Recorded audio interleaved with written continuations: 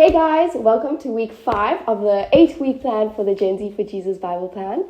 We are in week 5 and we had an awesome discussion in week 4 and we're getting very excited for the GenZ for Jesus gathering on the 2nd of March. Woo.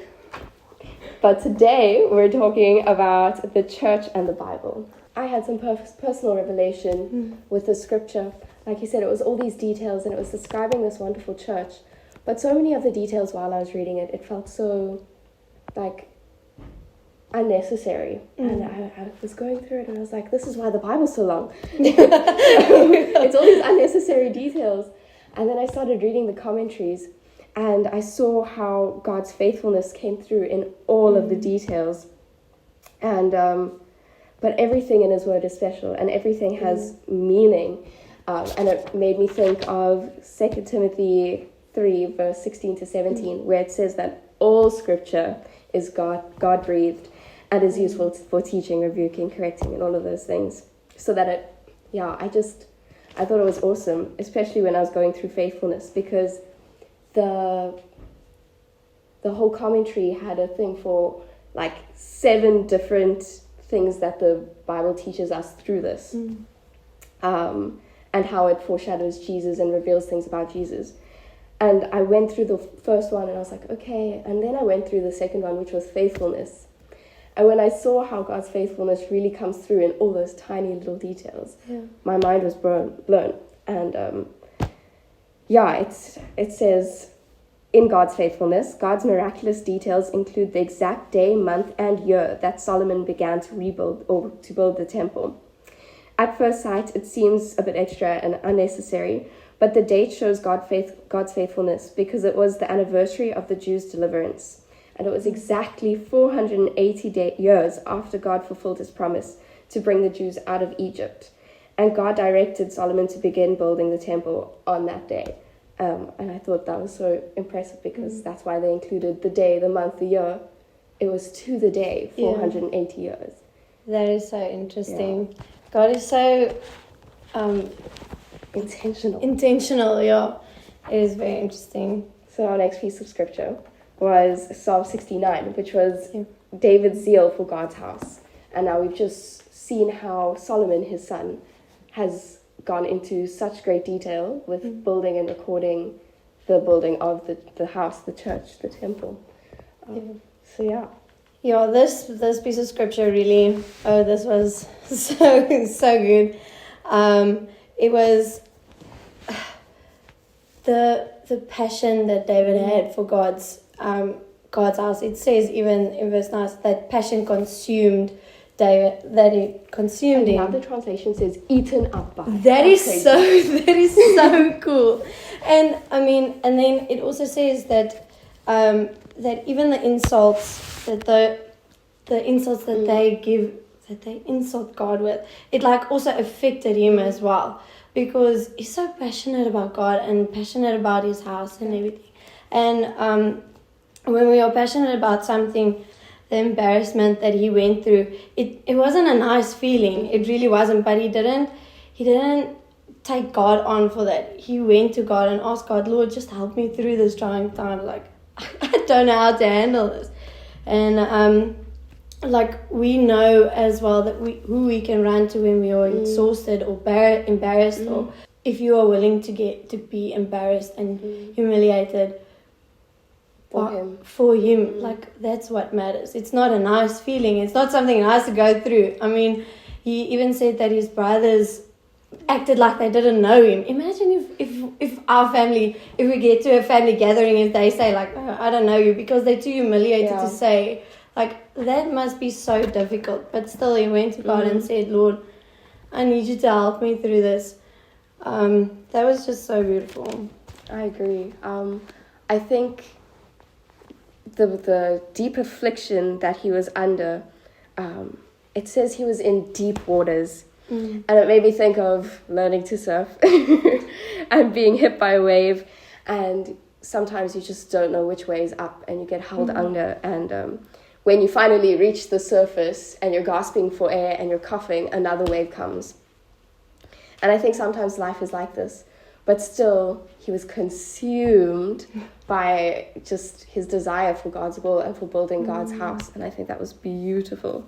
I think I wrote here, I went into the word zeal. And the one translation of it is used 43 times in the Bible. It's used to mean jealousy 25 of those times.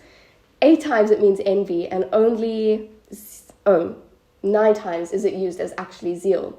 And I guess this has good and bad connotations, but it describes the intense fervor and passion and emotion that David had, and I think that was so awesome. And it led me to 2 questions, and the one was, what is God's house, especially today? And the second one was a big one. It was, what am I zealous for? And that was crazy, because do I still have that passion and fervor for the things of God? I found this quote by JC, I think it's Ryle.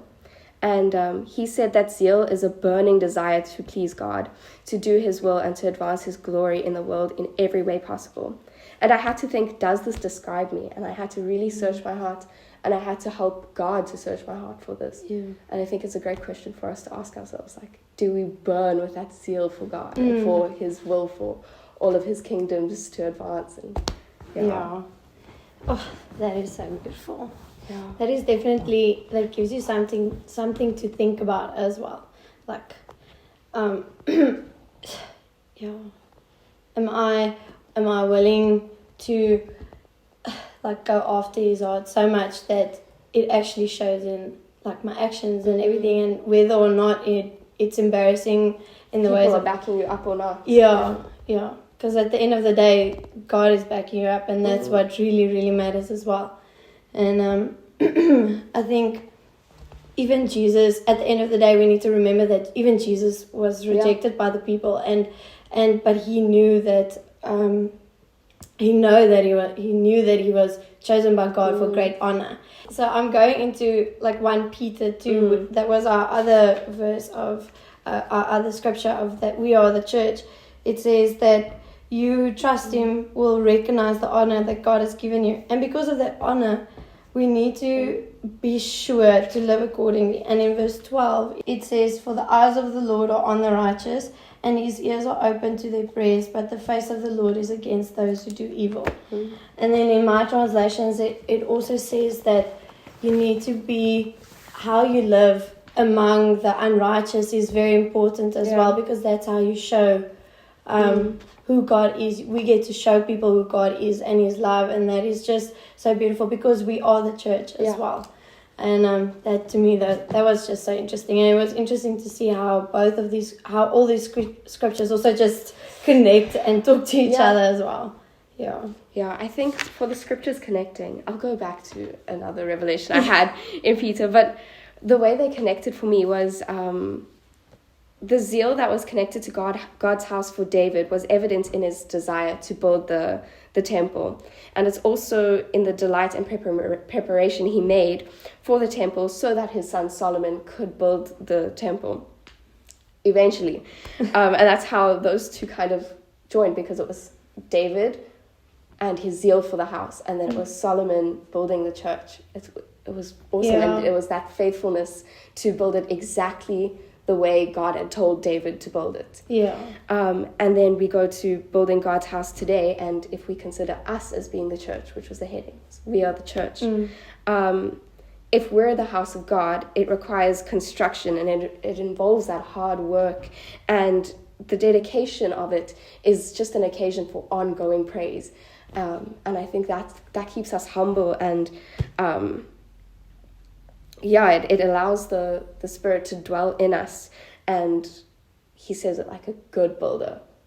And I think that's really cool. But going back, the picture that Peter painted in verses 4-5, this coming to Jesus, was that God is building a spiritual temple or a spiritual house, and he calls Jesus the living stone. But he also calls us as believers living stones afterwards. And it's us who have come to Jesus, come to the ultimate living stone. And the spiritual house shows that as much as Israel had a temple, we as believers also have that temple, a spiritual one, and that's ourselves. And we live, he's called the living stone because we live, because we're connected with who he is, and he's our source of life. So I think that was also pretty cool, was that picture of the building of the living stones. Yeah. I think also one of the important words for me was chosen in this passage in 1 Peter 2. And the word in verse 9 was chosen. And I went into the word, and it said that it's one person picked out from among a group of people, like a larger group of people. And I think it's cool because Christ is chosen, and we are chosen as well as believers. So those are the different ways it's used. And I went further into a different commentary, and it was speaking about the chosen, and we are chosen by God, and we're precious. God chose Israel, and he also chose the church. And as believers, we are part of the holy priesthood, because it speaks about the priesthood. And that means that we have claims of special access to God and special privileges in worship and in fellowship with him.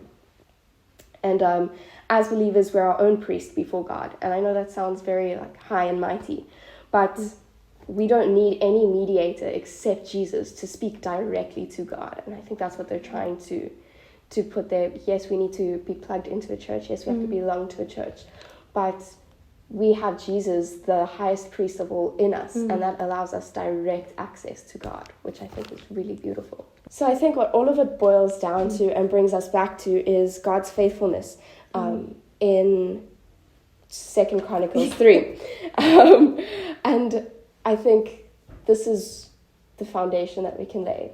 And it made me, going through all of this, it reminded me of what I wrote here. And it was so beautiful because God revealed the exact plans of the temple to David. And then he passed them down to Solomon to build. And this is in 1 Chronicles 28. But then God told David how it should be built through David. Well, yeah, he told David how the temple should be built. But he also stated that Solomon would be the one to build the church in 2 Samuel 7.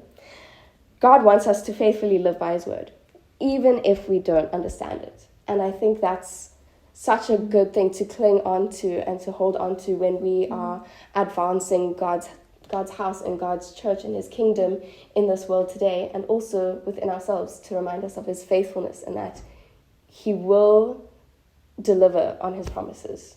Yeah, that is just beautiful. Oh, it was just, it was really amazing thing to read as well, how faithful God is, and how God gave Solomon his purpose as well to build the temple for him as well, for him to have that permanent place to dwell in as well. That was very good. Yeah. Cool beans.